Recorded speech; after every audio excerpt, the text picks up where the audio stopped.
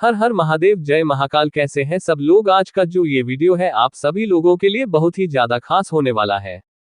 विशेषकर जितनी भी माताएं बहनें इस वीडियो को सुन रही है, देख रही है, अपने परिवार के लिए, अपनी कामना पूर्ति के लिए इस उपाय को जरूर कीजिएगा और इस उपाय को चुप मत जाएगा। ये जो पंच जल वाला उपाय है ना, आपकी सारी मनोकामनाओं को, सारी चीज को पूरी जरूर करता है।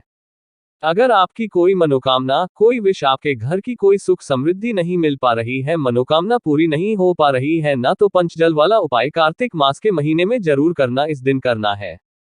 कैसे करना है सब कुछ बताऊंगा, पूज्य गुरु जी की कथा से सुनकर और समझकर अच्छे से समझाऊंगा। मात्र आपको ये 5 जल वाला उपाय आपको करना है, आपकी सारी मनोकामनाएं पूरी सिर्फ होगी।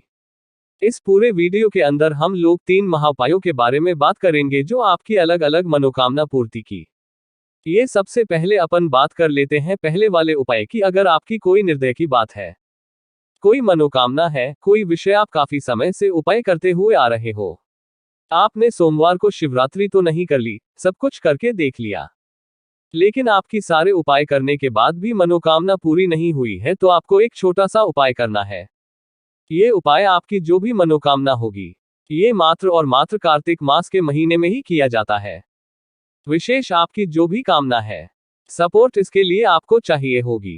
कितनी बेलपत्र चाहिए आपको? मात्र 2 बेलपत्र चाहिए, जो कहीं से भी खंडित हो। उसके पश्चात आपको चाहिए होगा चल में आप हमेशा तांबे का लोटा लेना और जो जल भरोगे अपने घर का शुद्ध जल बनना, जिसमें से आप कलश में से जल पीते हैं। इसी के साथ आपको इसके अंदर थोड़ा सा डालना होगा गंगाजल की 2 से 4 बूंदे डाल देना। अगर गंगाजल नहीं होता है तो आप इसी की जगह पर किसी भी पवित्र नदी का जल आप उसके अंदर डाल सकते हैं।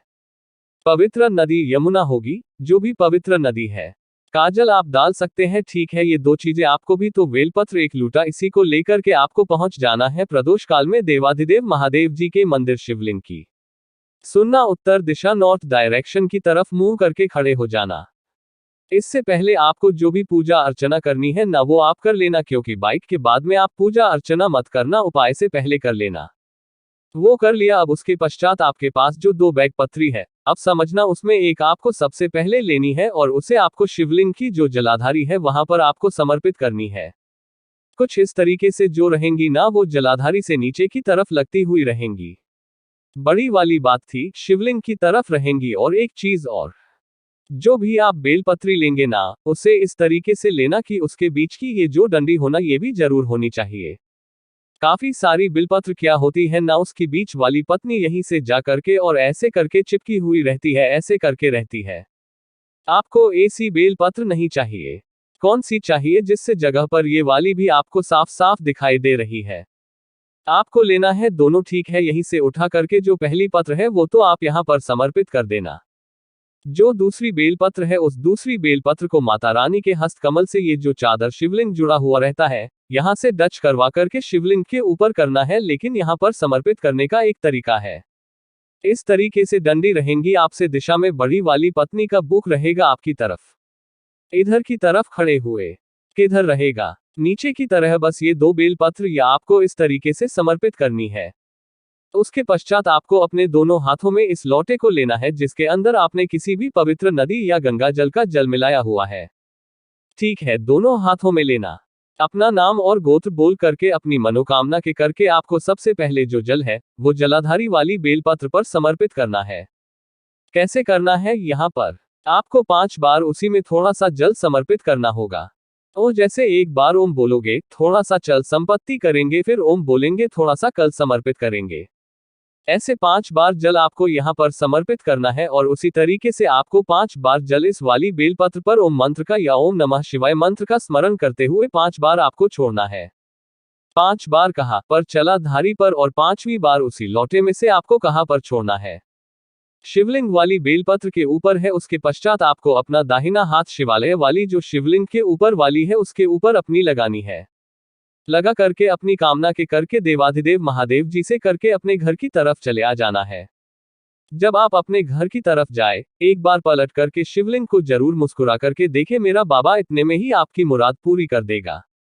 आपकी जो भी कामना होगी जरूर होगी करना। कब है ये वाला उपाय?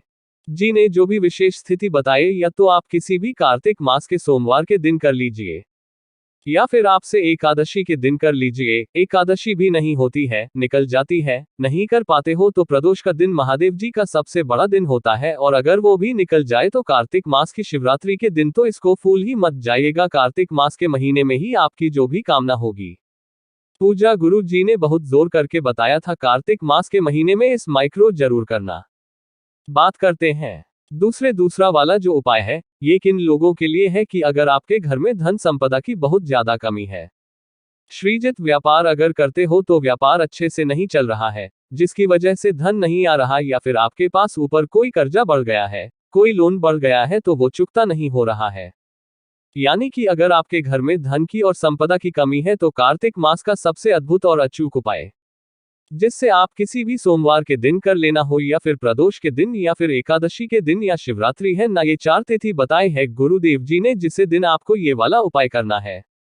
सबसे पहले आपको लेनी होगी 5 बेलपत्र, जो कहीं से भी ना ले लोगे, नहीं मिलती है, शिवलिंग को उठा लेना। 1 लोटा शुद्ध जल अपने घर का। इसी के साथ आपको लेना होगा थोड़ा सा पीला चल रहा है ना, थोड़ा सा चुटकी भर पीला चंदन लेना, और एक ही आपको चाहिए होगा घी। अब ये घी जो होना चाहिए वो गौ माता का घी होना। ठीक है, ये हो गया।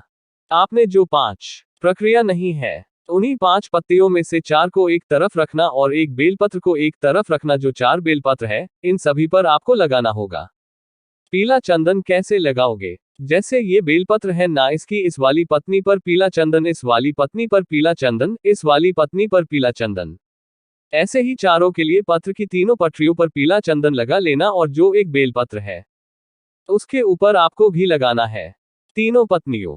ठीक है, इतना कर लोगे। अब इसे क्या करना, जिस दिन आपको उसकी सुबह या दिन में एक कांच की कटोरी ले, और उस कांच की कटोरी के अंदर किस तरीके से रखना दो, तो सबसे पहले नीचे नीचे होंगी किसकी चंदन वानी, बीच में घी वाली, और ऊपर दोनों पीली चंदन वानी। इस तरीके से अपना करके और इसे उठा करके या तो आप अपने घर में जो होता है जहां पर पानी पीने के स्थान पर रख देना, आपके मंदिर के अंदर इस कटोरी को उठा करके रख देना। किसी के सम्मुख आपको जला देना होगा ये गायकी का दीपक, ये लगा देना। लगा दिया, जब शाम का समय आएगा, प्रदोष काल का समय, तो प्रदोष काल के समय जाम करके अपनी इस कटोरी को उठाना। कटोरी के अंदर जो भी बेलपत्र हैं उन्हें लेना और 1 लोटा शुद्ध जल के साथ में पहुंच जाना देवाधिदेव महादेव जी के मंदिर।